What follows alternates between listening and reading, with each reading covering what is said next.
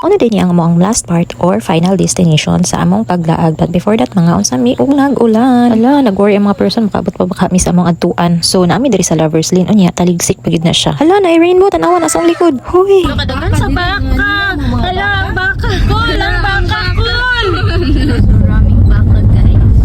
Maraming baka. Pero mapaya. Ug mauto daghan mig naagi ang baka. Hala, na-amaze ko first time na ko nakakita daghang baka. Hello. Ano, Misa? At last, nakabot na gid mi diri sa communal ranch. Hala, mao din ni dagway diri. Bukid gihapon. Pero lami ang sa feeling, uy lami isyagit. Mosyagit di ay ka. Ay, hindi.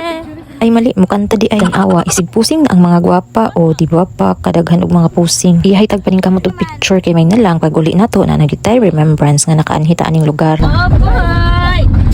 So mauto pa uli na pud mi. Babay sa taanin nila pwede magkargag isa. Hoy, bago di mi manguli manihapon sa ta. Imbis nga mag less rice da, duha gyud ka rice kay perting gutuma gikan ning sakag bukid ha. Tanawa mga VIP na pay pa-welcome ang sakyanan. Kahagard sa akong nang tanawang sunburn. Dili jud mawala ang TikTok challenge. Tanawa daghan mig spot nga giadtuan. Na gyud na siya sounds pero bawal man ko na lang kanta. Hoy, sige go. Na na na. Na na na. Na na. Na na.